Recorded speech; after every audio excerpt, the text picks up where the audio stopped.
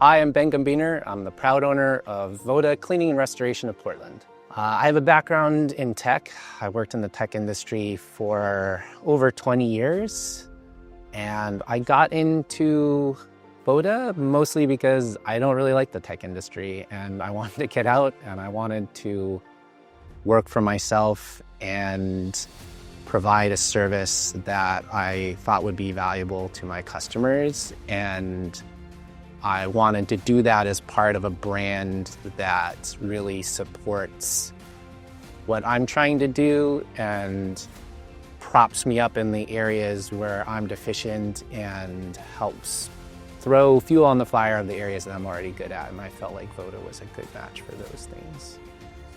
I, as mentioned, was unhappy in my current role. I moved from tech company to tech company, and each time I moved, I thought it would be better, and I moved enough times where I got to the point where I thought this is no longer an exception, this is the rule, and this is just how the tech industry is. So around that time, a franchise broker reached out to me, probably reached out to lots of people on LinkedIn, and I get lots of messages on LinkedIn, but for whatever reason that day, I'm like, oh, let me look into this. And what can it hurt to set up a meeting with this guy and hear what he has to say? And he went through a few franchises. I didn't end up going with any of them. I wasn't that interested, but it did kind of spark my interest in franchising. And my wife and I had always wanted to start our own business, and we wanted to start one of these kind of unsexy businesses because we felt like that was where the most value was, but it was intimidating to try and do it on our own. So the franchise was kind of this opportunity of a segue between, where we are knowing nothing to where we wanted to get, feeling like we were confident running the business. It started out across the spectrum. We looked at dog grooming, we looked at wellness spas, we looked at everything to just get a broad spectrum of what franchise opportunities were. I think we quickly started to identify the elements of franchises that were most attractive to us. We didn't want a storefront. We wanted something that was relatively recession-proof. A few other things. We started narrowing down the list of the universe of franchise, which can be kind of overwhelming, to a set of franchises that fit the criteria that we kind of gravitated towards. So that's what brought us to home services, but there's other categories that also fit our criteria. I will say Voda, and I did speak with a lot of franchises, and Voda seemed very buttoned up. They seemed like they knew what they were doing. They had a very clear plan. One of the things I really liked was the alignment with the way that I think in the cleaning and restoration, where there was other franchises that had, not restoration specifically, but big ticket items. And I felt like, well, there's this kind of risk that there's not a big enough market to get these large ticket items, and what do you do in the meantime, and what's the path to getting enough presence in the market where you can start winning these big ticket opportunities? And I really liked Voda's explanation around, you start with carpet cleaning, it gets your name out there. It's a direct, that was the other thing about water mitigation. You can't go to somebody and say, hey, let me sell you, a basement flood clean. I'm like, well, my basement's not flooded. There's nothing to sell me here.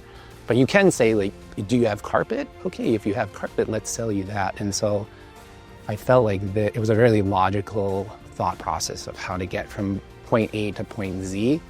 That combined with the branding I really liked. It was clear that Voda had spent a lot of time on the branding, which some of the other, especially kind of home service type franchises, I didn't feel like I'd spend as much time on the branding. Felt like the whole look and feel was very clean and very, supportive of the type of ideals that I wanted to convey through my business. So I would say those were probably the two major reasons why. Yeah, everything's been great so far. It's been kind of exactly what I had hoped for, which is, again, bridging this knowledge gap between knowing basically nothing to where I feel like I need to get to operate. And I know there's going to be a number of things that I don't know once we open our doors, but I feel like I either know it now or I know how to get to it, which is probably going to be the most important thing. If things come up, knowing who or what resources to tap into to, you know, push through this period of time that's, you know, I'm not going to be super comfortable about getting into things that I've never done before. So yeah, I think it's been, all that stuff has been great. Couldn't really ask for too much more. It's also been helpful just kind of keeping me on task. So, you know, here's all the stuff you need to do. Don't forget to do this, like just tactically. So that piece also has been helpful. If I had to give any piece of advice, I would say you're either all the way in or you're out.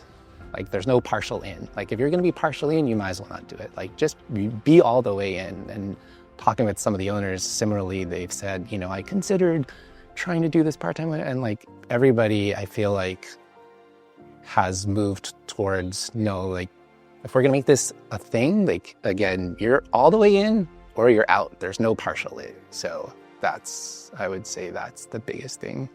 I feel like one of the things that's been eye-opening to me is how much work is needed to prepare this, right? Like I was saying before, my wife and I, we considered for a long time opening a business. And I know when we have businesses of our own that are smaller scale than this. And so we are familiar with creating an LLC and business filings and this and that and whatever, but the amount of effort that it takes to truly put yourself in a position for success, which I do believe that we are in now, has been eye-opening of just exactly how much effort it does entail to get to that point. In my 20 years of working, I don't think I've ever started a job that I was excited about. There's always times where I'm optimistic, but I don't think, and especially recently where I got to the point in my career where it was just kind of like rinse and repeat. Even though there were new companies, it's like, I know exactly what to do. And that makes me a valuable employee, I think, but it's kind of dull to me.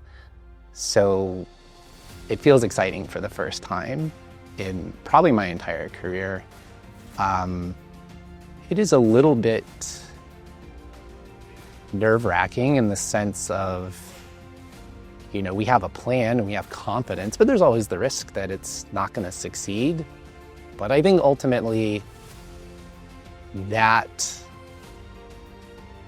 those nerves, whatever it is, and I wouldn't say I'm worried, but those nerves, there's always that risk. And I always assess the level of risk in anything is way outweighed by the, you know, the excitement and the opportunity and also, you know, going back to your question about like, what about Voda's so many different opportunities. It's like, well, if the carpet cleaning doesn't work out, then maybe mold remediation, or if mold doesn't work out, then maybe odor, you know, there's just, if something's not working, there's lots of other threads to pull. So that also gives me confidence that, yeah, we may start out and whatever we start with doesn't work, but we're not gonna be in a place where we're like, well, that didn't work, now we're just out of luck. It's like, okay, that didn't work, let's try something different. And we'll figure out the path that works best for us. People in our community have been super supportive about it. And I didn't know going into it if they were gonna be like, ooh, like you're cleaning carpets now, you know? It's like, a lot of the people in my neighborhood are like doctors and lawyers, and I at first kind of thought they'd be like, oh, carpet cleaning.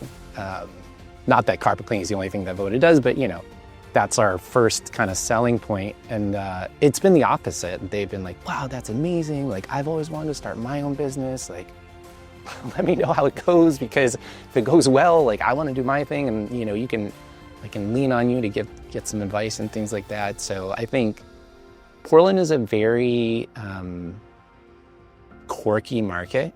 I've only lived in Portland 4 years, so I've lived in other areas, and Portland is a very quirky market. If you know anything about Portland, I think it's official, certainly unofficial saying about Portland is keep Portland weird. That's the tagline for the city, and for good reason. If you've ever seen Portlandia, like it's not completely inaccurate. Like they take things a little bit far, but yeah, Portland takes pride in being quirky and being different, and there's like very few chains, like Portland's a city of almost 1 million people. There's maybe 2 McDonald's in the entire city. Like people don't really buy from big chains. It's very like buy local and support the local community. And even though Voda is obviously a national brand, the branding I do feel like aligns with the Portland perspective around wanting something that's a little bit quirky, but also high quality. Like people will overpay for quality. They will overpay for quality. Like that's another reason why there's not the many McDonald's, is because people will pay double for a better hamburger and they won't think twice about it. Like that's kind of the mentality I feel like in Portland, is if you're gonna offer something that's better, they'll pay a premium for it. And I felt like the Voda branding kind of conveyed that, and I think it aligns well with how Portland people evaluate purchasing decisions. So we're excited to open Portland's branch of Voda Cleaning Restoration of Portland. We're excited to open October 1st. We'd love to service cleaning and restoration needs if you have them. We're here to help, and we're here to make your house cleaner and safer and environmentally friendly, and that's our goal. So if you have those needs, let us know and we can help you out.